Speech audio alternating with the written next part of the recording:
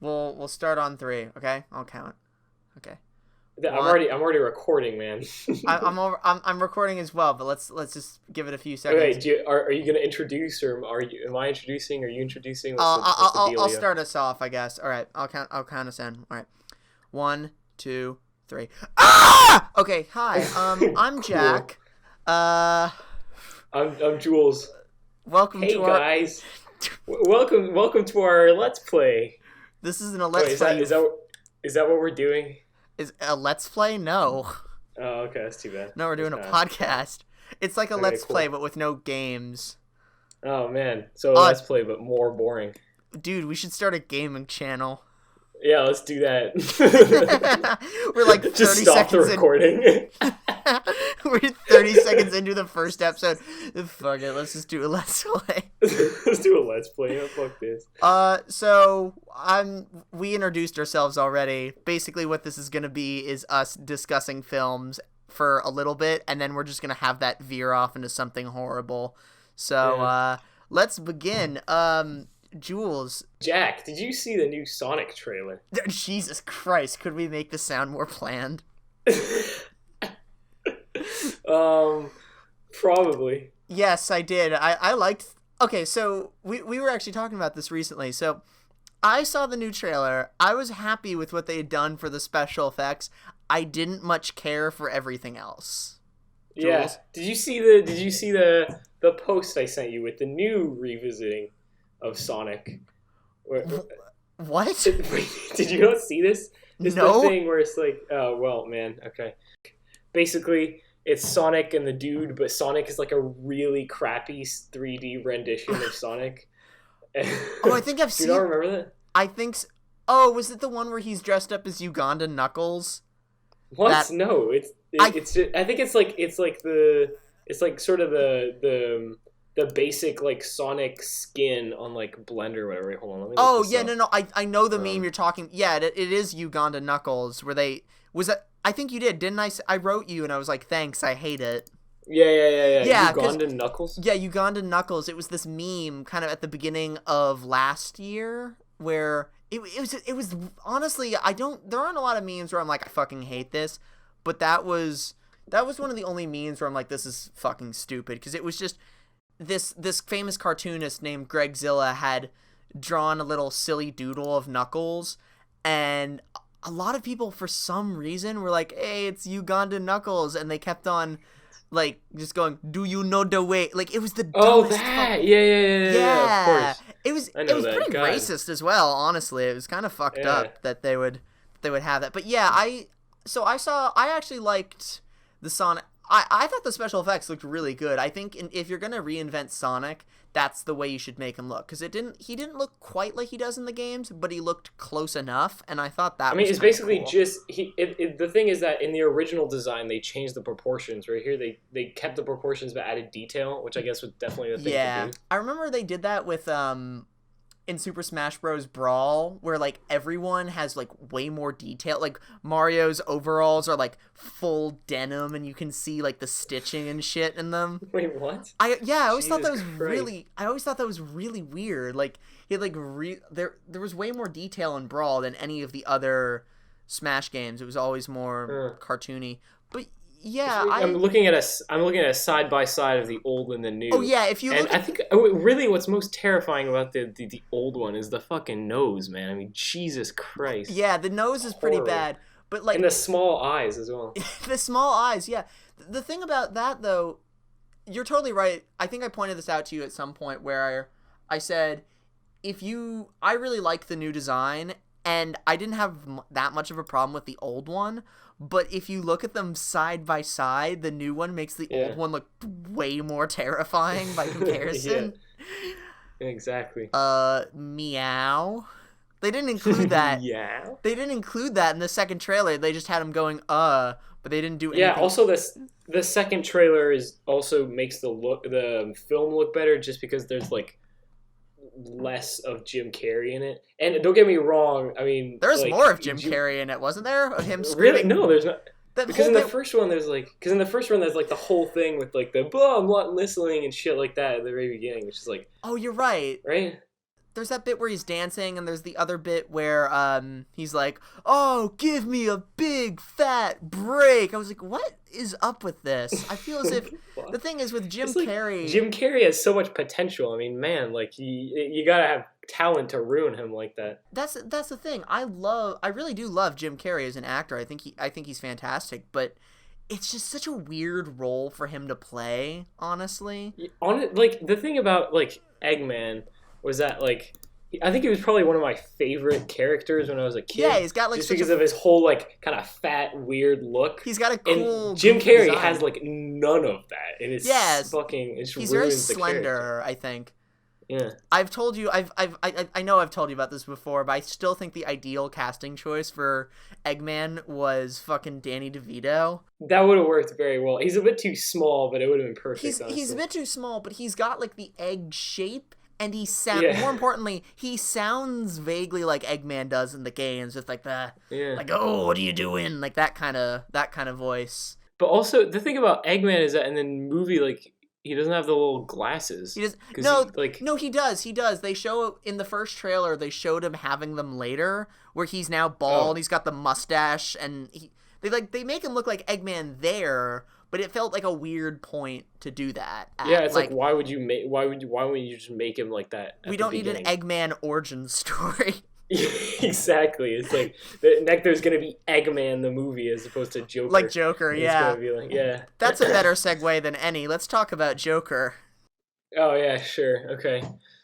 Actually, last thing I will say about Sonic was I thought it was a nice touch that the first trailer had Gangsta's Paradise and everyone tore it to shreds because of it, because that's not Sonic music. No one would associate Sonic with Coolio. But so I really like the fact that they used Blitzkrieg Bop by Ramones in this, because that's way more fitting. Sonic's always been like, kind of like punk rock sort of like feel to it. Yeah, right. But thank you for very conveniently segueing this into Joker. I don't know. Yeah. Speaking of which, have you seen the new Joker? Did you do that on purpose, or? Yeah, I did. Okay, that was pretty good, actually. I like how I'm like, saying like, yeah, that was really subtle, but like we've mentioned this so many times now that it no longer is. Well, I think if this becomes like a thing, like I think 50% of it is just gonna be edited out. We're gonna have to do like a lot of cuts and stuff. But yeah. Yeah, it'll just get less subtle as we go along. Yeah. Yeah, Joker, shit, man. Because it came out around a month ago, and I've been wanting to do it since this podcast since it came out. And we had actually never talked about it up until now. Like, genuinely, I'm not making this up for the thing. That's true. Yeah, I think we mentioned it. You briefly said like, yeah, man, it was crazy, but that was about it. What did you think? Well, okay, so the thing, I thought it was really good, and I think, it's that kind of movie where you come out of it and you're super excited because it was so great. Definitely. And you really, I mean, obviously the strength of the movie is giving that character who, like, definitely has potential for being more than just, like, a black and white character. Yeah, of course. Really giving that character depth and, like, showing that. Yeah. I don't know, maybe even sort of giving depth to Heath Ledger's character in Nolan movies, That's true. By sort of maybe connecting that, the Joaquin Phoenix's backstory to Heath Ledger's. Yeah. But, I don't know, I mean, there was a lot of, all that backlash on the violence and the stuff like that. That was stupid. Which I mean, to be fair, I do understand, because there are parts that do seem to, what's the word I'm looking for? Glorify, thank you. Glorify the violence in the movie. Especially like the staircase scene, stuff like that. But I think the thing about that is that, I mean, you're not going to have a movie where your main character is like solely shown as an asshole, like you have to have moments of happiness and stuff. I get what you mean. I think the problem with that, I'm actually with you on that. I think for the most part, it actually didn't glorify. I thought it was pretty good at kind of showing how a person becomes evil, but not making it seem like it was a cool thing to do.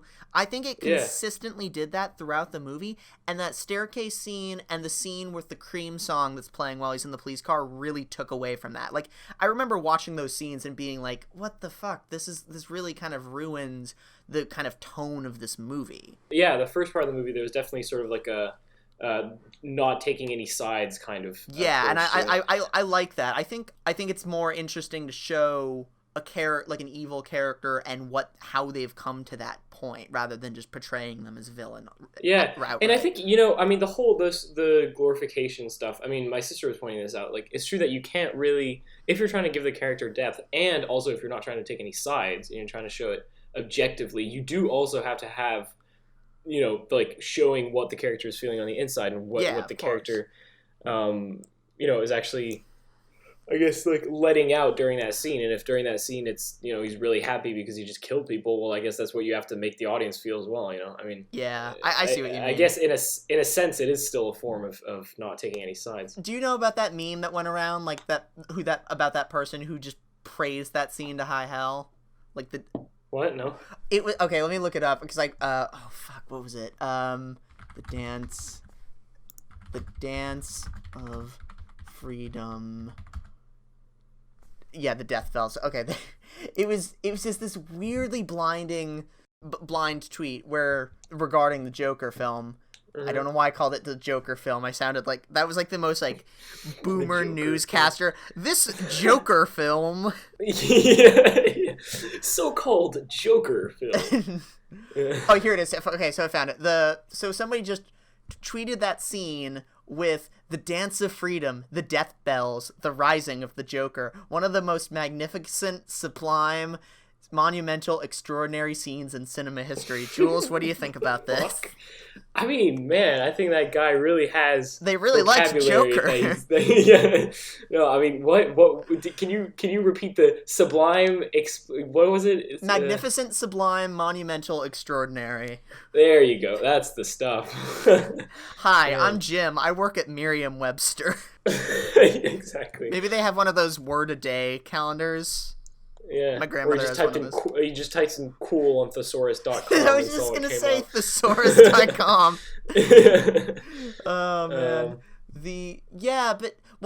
So everyone just tore that tweet to pieces. They're like, you should see more movies. Like, yeah. I mean, look, I fucking loved it. I thought it was really good, but, like, obviously it wasn't. Let me ask you something, because this was something I definitely took out of it, and a lot of people had pointed out as well. How close to Taxi Driver did it feel for you? Well, I mean, visually there were a lot of similarities. I mean, I just realized. Hold on. Oh my god. Pause. What? Oh wait, no, it's actually still recording. Shit, I thought my mic window closed. I was wrong about this. That would suck. Holy shit. All right, and we're back. And we're back. No, just keep that in. Yeah. This is the content that people wanted.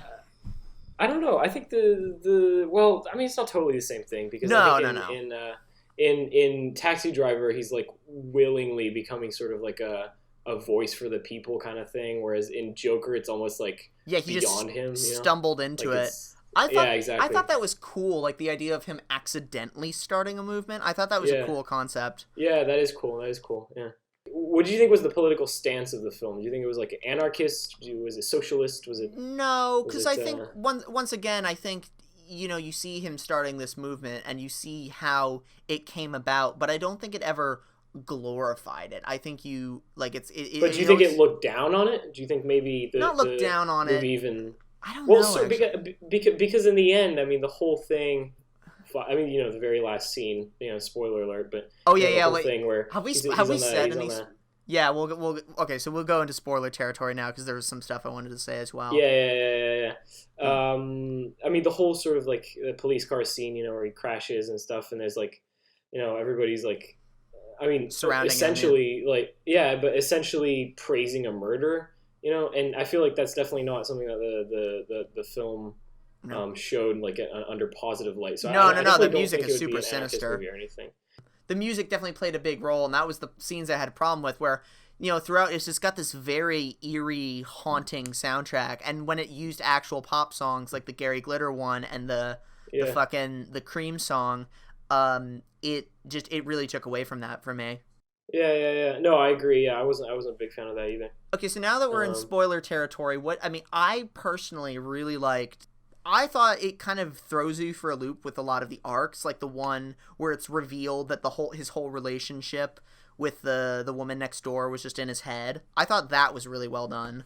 Yeah, that was actually like a really crazy scene. Also because you're not totally sure what's happening at the beginning if he's coming, because the way it's filmed, they actually only film like one hand at a time until like a lot later, so you could be thinking like, oh, maybe he has a knife or like a gun or some shit, And yeah, I mean that was, I mean, it's almost kind of heartbreaking because you feel like the only thing that his only attachment, after the whole stand-up fiasco, but then there's the girl there and he has a nice night with her and stuff. Yeah, and you're like, maybe he's not, he'll be okay. And then when you get that scene, you're like, oh man, like this is fucked. So. I wonder how like Fight Clubby it got, where because you see him on dates and stuff. Was he just going to that alone, or? Yeah, I mean, you can sort of imagine that the rest is all kind of in his head, and that maybe he didn't even go to the park or whatever. But that's always one of my favorite little visual things in Fight Club, where when it's revealed that it was all in his head.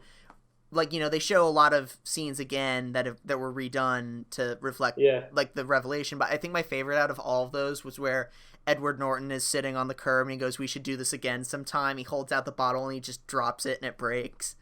Yeah. I always cool. Liked that bit. I was gonna ask you about the ending. What did you think of the ending? The very ending. The last scene where he's in the hospital. Right. I thought that was unnecessary, honestly. Like, what's your take on that? So, do you think he actually imagined everything that we saw in the movie, or? I've heard theories about that. Actually, that's a good.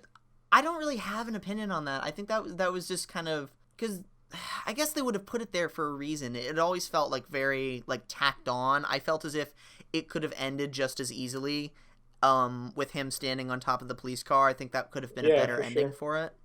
Yeah, I agree. But I guess I don't know. Actually, I haven't given it any thought in a while. I mean, I think the ending, if they did mean that, and I think they probably did, because I think also the therapist that's there and on the last scene is also the therapist that was during the whole movie that ended up having to bail on him and apparently stuff. Apparently that was a different person. I wasn't sure about this, but I was told that it was a different person. Wait, really? I was like convinced it was the same person. But yeah, no, I thought it was, but. I think if it is the case, and if it is the case, and if ultimately like he imagined the whole movie and stuff, like, I mean, I don't know, why did they do that? Like it's too bad, I think. But maybe we missed something, and maybe it's not that. Jules, what are you trying to say? You're saying that all therapists look the same? Oh man. Yeah. But, so other thing I thought was cool in terms of little subplots. I liked the whole arc where it seems like Thomas Wayne is his dad. I thought that was really well done, where like they really genuinely believe. I was like, because I was thinking the whole time that there had to be something up with it. I was like, there's no way they would just straight up make the Joker and Batman half brothers. That's too cliche. Doesn't make any sense. And I thought like when it's finally revealed that he is not that he's not related to him and the mom's just crazy, I thought that was a really good. Like, the way they executed that, the whole scene where he's in the asylum figuring it out, I thought was really well done. When he confronts him when he confronts him in the bathroom over it, I thought that was a really well done part. It's a really heartbreaking scene, actually. But it's really upsetting, yeah. I thought, like, and then finally when that culminates in him killing the mom, I remember thinking that when he grabs the pillow in my head, like, I actually had to stop myself from going, oh shit, like, really? It's kind of intense. Yeah, God, it sucks. I think that the movie does that really well, and it does it a lot. Like, it's really plays with you. Like, it like, the whole thing with the girlfriend. Yeah. Where the whole time you think it's real, and then it's not. The whole thing with the dad. I mean, there's a lot of stuff, and it's really well done because clearly you believe what he believes. Yeah, of course. And when he figures out it's not true, then you also figure out it's not true. That's a good point. I found that really cool. It was interesting. I didn't expect the mom to actually talk in the movie because you never see her talk in any of the trailers. So I always assumed that she was going to be like that kind of mentally ill, like the catatonic state. Yeah, like the mom in American Beauty. I thought she was going to be like that. Right. But I was actually surprised when she was really good in that, actually. The woman who played the mom did it really well. What's your take on the best Joker? Oh, best Joker. Well, this is I'm ashamed to admit this. I think I've told you this before. Joker is actually like the only Batman related movie I've seen. I've never seen any of the Dark Knight movies or the Tim Burton ones. Oh man, really? Yeah, no, I've been meaning to. Oh yeah, that's true. You did say that, didn't you? I've been meaning to watch through them all. Actually, I want to marathon them because I really want to see them. Well, yeah, I think the I mean they're all definitely worth seeing. Yeah. I think you should at least see the Burton one and Dark Knight, But I will say this, since we're in spoiler territory, I forget, you didn't grow up on SpongeBob, right? No. Okay, but do you know the movie at all? No, I didn't see it. I know of it, obviously. Damn it. I Okay. didn't see it. Because there's this whole scene towards the end where he sings like the I'm a goofy goober rock song, where like What? this is hard to explain, but basically it ends with, don't worry, this relates to it. It ends with SpongeBob giving this whole like inspirational speech to Plankton, like standing up to him. He's like, so yeah, I'm a kid. I'm also a goofball and a wingnut. Like, but most of all, and then he like belts out like, I'm a goofy goober rock. And someone took that audio and they put it in the ending scene in Joker, and they have with Joker as SpongeBob and Robert De Niro's character as Plankton, and they have him say rock as he shoots him in the head. Jesus Christ. It syncs up perfectly. Oh man. Oh my god. I'll send it to you when we're So Rick and Morty season 4. Am I right? I told you these transitions would be way less and less subtle. Yeah, so Rick and Morty season 4. You saw the second episode, right? I did. I just saw it. Yeah. Okay, so I don't think we've discussed both episodes in their entirety because no, we haven't. Shit, man. So yeah, the 4th season is finally out after fucking 2 years. Jesus, I remember. That's weird because I remember when season 3 came out, and that was like all the wait that came between episodes. Yeah, yeah. I actually discovered Rick and Morty like a month or two after season 3 came out, so I didn't have that struggle. This was the first time I had to wait for a season. I mean, it was me before that. Basically, I discovered it after season 2 had come out, and then I waited until 3. So it was basically the same thing for a little longer. That was my relationship with Gorillas, actually. Like, I discovered them kind of in that hiatus period that they had for like 6 years, and then and like right as I discovered them, they announced Humans, and I was able to get super hyped for that, which was fun. Yeah. Well, I think that was the same for me in Stranger Things, actually. But anyway. Oh yeah, Stranger Things as well. Yeah. I have a friend in New York that just finally binged, like he'd never seen it before. He binged through all 3 seasons.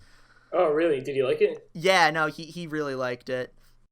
Okay, that's cool. I mean, I think it sort of goes. I mean, personally, I think it sort of goes downhill from the first season. First is best, second is second best, third is... I thought 3 was a little better than 2. Yeah, maybe. Well, I thought 1 was the best one. But yeah, so... Sure. Okay, so I guess we can go... There's only 2 episodes out, so we can really just go over them one by one. Yeah. Well, I guess we should go chronologically. So the first one... definitely a cool introduction to the new Rick and Morty world. Also visually, because there was a lot of really cool stuff in terms of animation. I mean, they definitely stepped up their game, I thought. That whole bit where he turns into that giant tree, I was like, okay, now I know what they've been spending the last 2 years on. Like that whole sequence was like 10 seconds long. I was like, holy shit. It's really insane. It's really cool. I've been meaning to talk about this, but this is a very weird side note, but I don't know why I just picked up on this. I thought a real great moment of kind of character building was the bit was how Jerry always pronounces Japanese stuff with like the accent. So when he mentions the Akira thing, he goes like, seriously, you turned our son into an Akira? And then he goes like, I don't want to see any more anime things going on in my house. I thought that was a great little bit because no one else says it like that. Like, because Rick immediately says afterwards, like, he turned himself into Akira. I thought that was a great little moment. But I thought creativity wise, that had one of my new favorite plots, just in terms of how that plays out, and he uses the whole future vision thing to... It's really odd, and it's really cool because you get super hooked by the story. I mean, you're like, definitely. Stop. And I really like, you saw the cutscene at the end, right? Where you figure out that actually it was just Yeah, it's just her who wants to be like work a in nurse. A hospice. Yeah, Jesus. I love that. I thought that was good. I thought that was such a cool way of him and the fact that it gets more and more crazy, where it goes from him just basically telepathically communicating with the judge's dead husband to him just making noises, and the newscaster being, I don't know what, but it was something about the frequencies of those noises that made me feel better. Amazing, yeah. It's so weird. My favorite bit of that entire thing, though, was Rick's plotline in that, where he just keeps on showing up in fascist realities. Fascist realities. Oh my god, weird. That's actually honestly like both like a really creative concept and also just such a great reveal. If he's like, I'm just glad I showed up in a shrimp reality instead of a fascist reality, and it cuts to him in the fucking shrimp Nazi world. God damn it! When did this become the default? And then when he like wakes up and there's like immediately like a fascist Rick that comes up and he's like, "Fuck this!" and just like kills himself on the glass. Bist du fascistisch? Oh yeah, fascistisch. Yeah. Oh my god. Yeah, I really liked that episode. I thought that was a really good return to form, and I gotta say, I wasn't as into the second episode.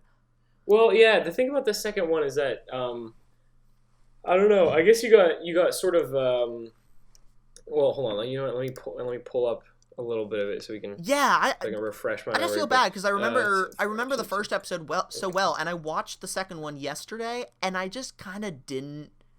I just remember the Rick plot with the toilet.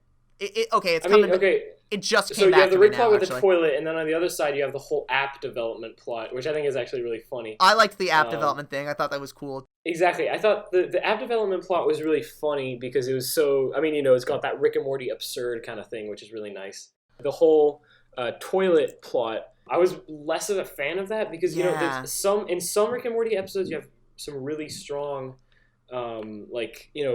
Almost emotional kind of moments, where you have the whole music that they developed and stuff. Like, I thought this was really good, and then they tried to do something, but it just doesn't really work. I found it hard to follow.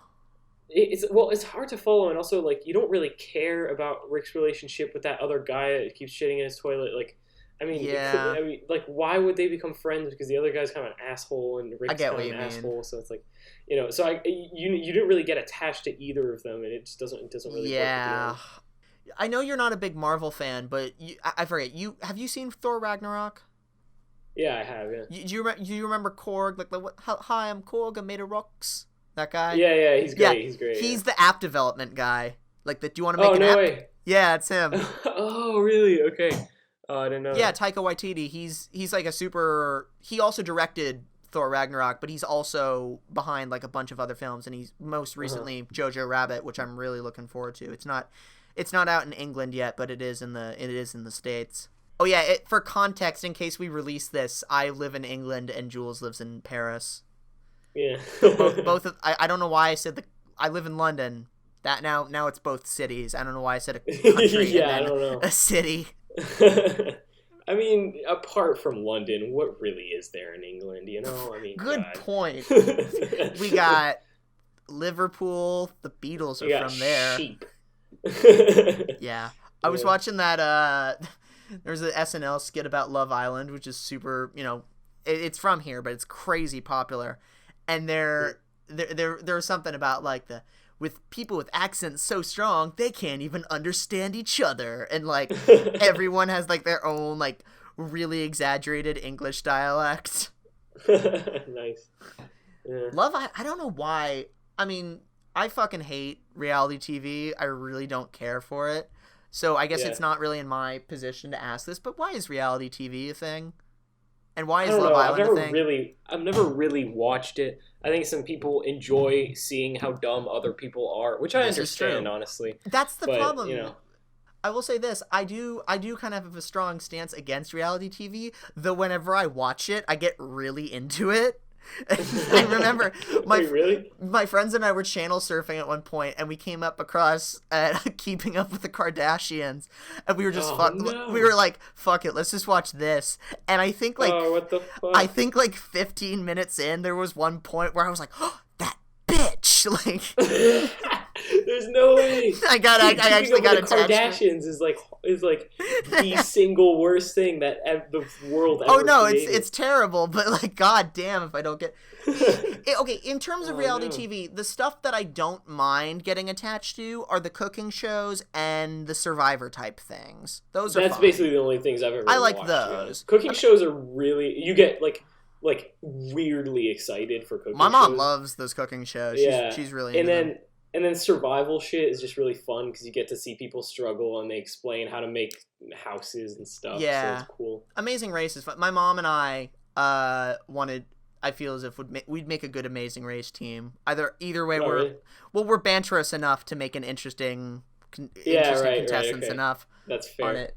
She wanted to go with her mother, my grandmother, but they would not. I know for a fact that she would not have been a great teammate. She would just been like, "Oh, I'm tired now." I feel bad because my mom's kind of frail in a lot of ways, and she actually did the running of the bulls recently in Pamplona. And, you told me about that. Yeah, but when she was telling me about this, she was like, "I'm gonna do the running of the bulls." I'm like, "Hey, that's awesome," but also I don't think I've ever seen you run anywhere. Oh no!